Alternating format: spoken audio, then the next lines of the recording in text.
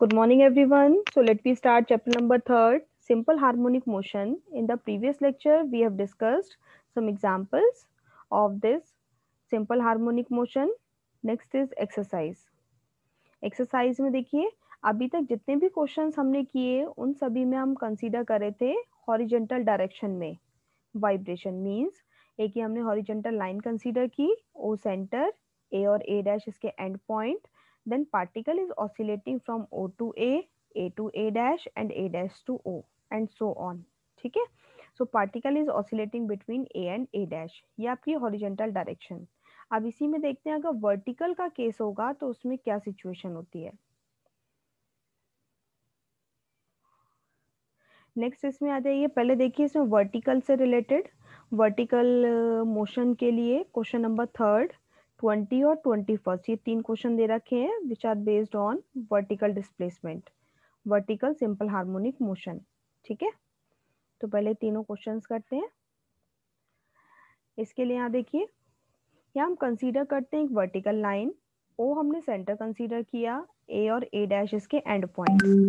Now particle is oscillating between A dash and A, particle up to down move कर रहा है।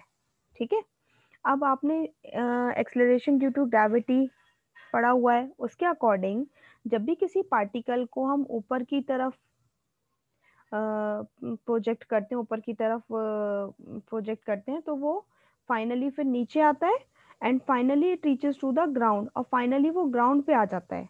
ठीक है, because of acceleration due to gravity.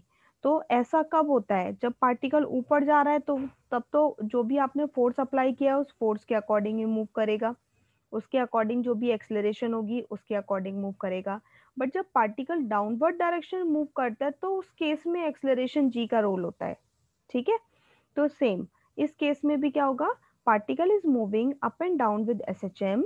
When particle is moving downward, जब particle downward direction move कर रहा है तो उसमें सिचुएशन क्या राइज होती है, कई बार जो हमारा एक्सेलरेशन है अगर वो एक्सेलरेशन ड्यू टू ग्रेविटी से कम होगा तो पार्टिकल ऑसिलेट करता रहेगा, और अगर वो एक्सेलरेशन ड्यू टू ग्रेविटी से ज़्यादा हो जाता है तो उस केस में वो ए पॉइंट से भी नीचे चला जाता है and finally it reaches to the ground.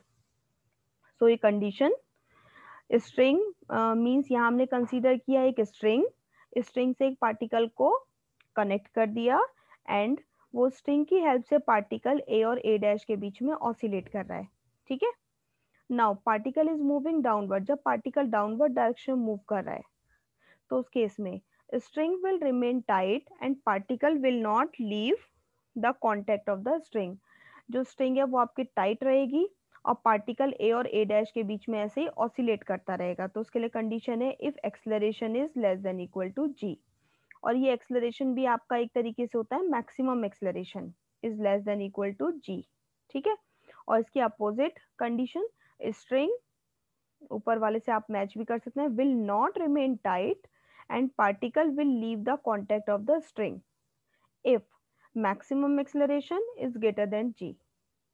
So ये दो कंडीशन है, और आपको पता है किसी भी दो टर्म्स के बीच में सिर्फ तीन ही साइन एग्जिस्ट करते हैं, या तो इक्वल, लेस देन या ग्रेटर देन। तो लेस देन इक्वल इस केस में है और ग्रेटर देन इस केस में है। ठीक है, पहले हम देख के यूज करते हैं condition. Now come to question number third, exercise 3.1। question is a horizontal shelf is moved up and down with SHM of period 1 second। Means एक हमने कोई शेल्फ ले ली और उसके ऊपर एक कोई पार्टिकल प्लेस्ड है और वो अप और डाउन डायरेक्शन में मूव कर रही है, जिसके लिए पीरियड का मीनिंग टाइम पीरियड हमें 1 सेकेंड गिवन है। तो यहाँ कंसीडर करते हैं time period is 1 second. Time period का formula 2 pi by root mu, यहाँ से क्रॉस मल्टीप्लाई करोगे तो रूट म्यू की वैल्यू आ जाएगी। What is the amplitude admissible in order that, अब इस केस में हमें एम्पलीट्यूड की वैल्यू फाइंड आउट करनी है so that weight placed on the shelf may not be jerked off. Means जो भी शेल्फ के ऊपर वेट प्लेस्ड है वो नीचे नहीं गिरना चाहिए। मे नॉट बी जग्ड ऑफ का मीनिंग नीचे नहीं गिरना चाहिए, नीचे नहीं गिरना चाहिए इसका मीनिंग वो टाइट रहे। ठीक है, तो इस केस में पहले हम फाइंड आउट करेंगे मैक्सिमम एक्सेलरेशन। सपोज करते हैं a is the amplitude, maximum acceleration का formula mu into A, mu की वैल्यू ऊपर से पुट कर दो, यहाँ रूट म्यू की वैल्यू 2 पाई है तो म्यू की वैल्यू आ जाएगी 4 पाई स्क्वायर इंटू ए। ठीक है, now condition is weight placed on the shelf may not be jerked off, जो भी क्वेश्चन की लाइन है आप वही लिख देंगे इफ। अब यहाँ कंडीशन देखिए, मीन्स पार्टिकल आपका नीचे नहीं गिरना चाहिए, तो उसमें ये वाली कंडीशन आप यूज करोगे। एक्सलरेशन यहाँ मैंने आपको बताया ही था, this is maximum acceleration is less than equal to g, but यहाँ हमें वैल्यू फाइंड आउट करनी है तो इसलिए हम इक्वल साइन कंसीडर कर रहे हैं। यहाँ हमें वैल्यू फाइंड आउट करनी है so we consider equal sign. ठीक है, तो यहाँ हम कंसीडर करते हैं maximum acceleration equal to g, इसकी वैल्यू पुट कर दो, यहाँ से ए की वैल्यू फाइंड आउट कर लो, दिस इज द आंसर।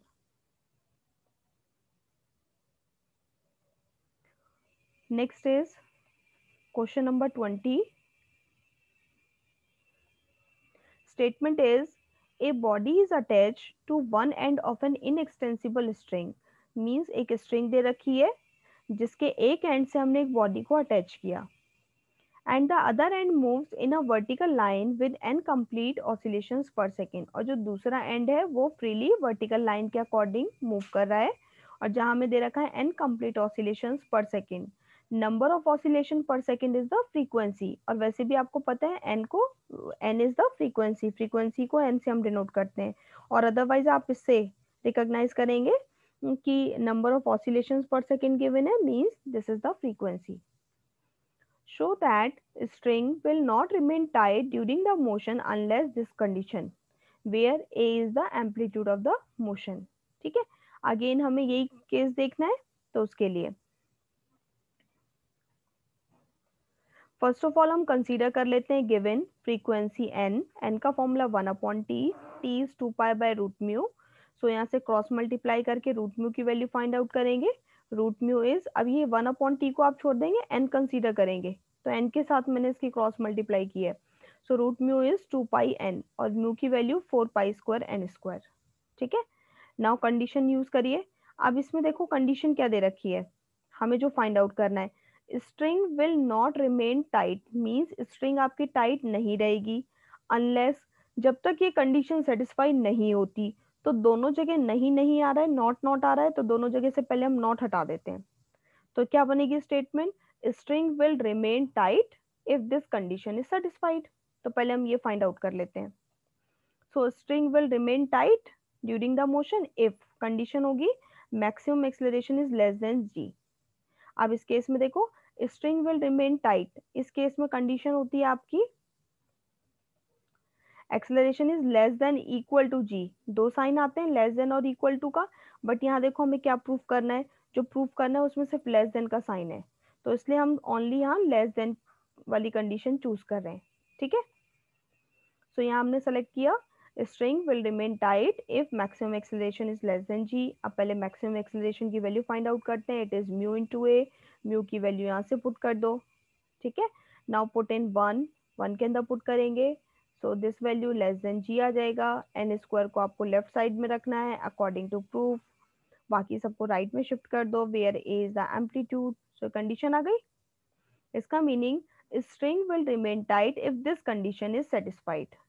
अब अकॉर्डिंग टू क्वेश्चन इसमें वो कर दो change, string will not remain tight if this condition is not satisfied, means unless, unless this, hence proved।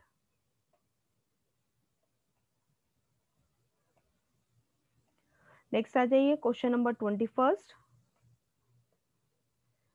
A horizontal plate with a particle resting on it, एक horizontal plate जिसके ऊपर एक particle rest कर रहा है, it is made to oscillate vertically with SHM, और वो SHM के अंडर वर्टिकल डायरेक्शन मूव कर रही है, means up to down through a distance of 2 feet, और डिस्टेंस हमें दे रखी है 2 फीट। तो यहाँ देखिए पहले हम कंसीडर करते हैं, एक हमने वर्टिकल लाइन कंसीडर कर ली,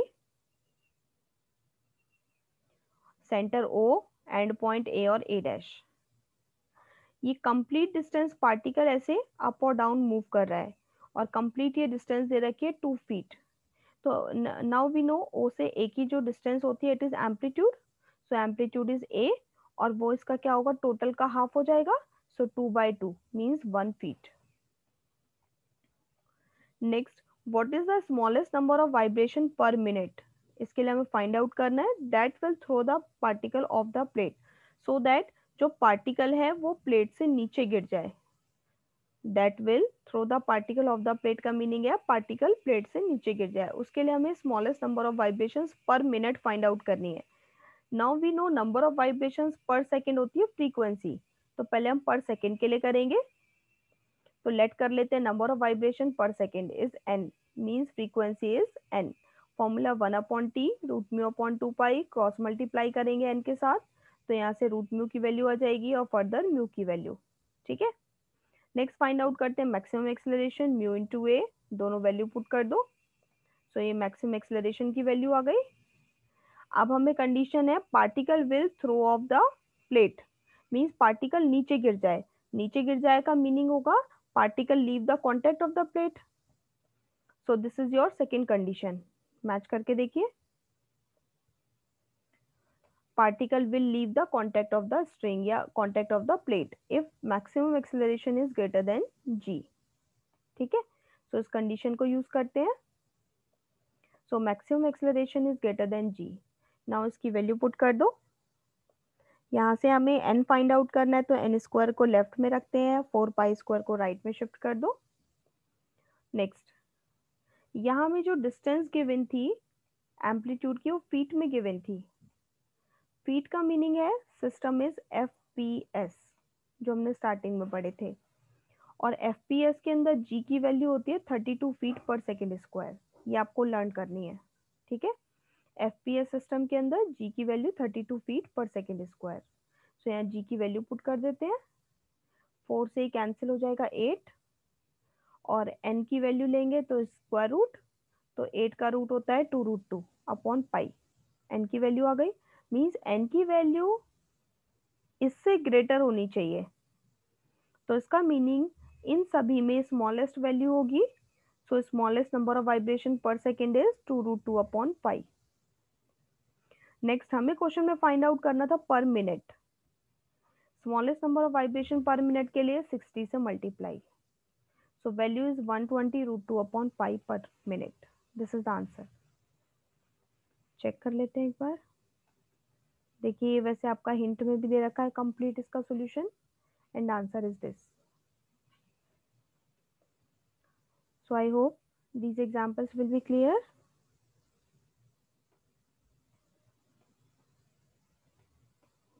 Yes, clear? Yes बेटा. Yes ma'am. ठीक है, ये तीनों आपके डिफरेंट थे. अप और डाउन वाले के ऊपर बेस्ड थे. वर्टिकल डिस्प्ले, जिसमें वर्टिकल डायरेक्शन में सिंपल हार्मोनिक मोशन हो रही थी. बाकी सभी आपके हॉरिजेंटल हैं. ठीक है. अभी तक मुझे एक बच्चे ने 2 डाउट बताए, क्वेश्चन नंबर 12 और 15. We will discuss in next lecture, क्योंकि एट द सेम टाइम थोड़ा मुश्किल होता है. बाकी आपका कल के लिए होमवर्क है. एक तो ये आप क्वेश्चंस तीनों कर लें अच्छे से, और क्वेश्चन नंबर 16 टू लास्ट 24 तक.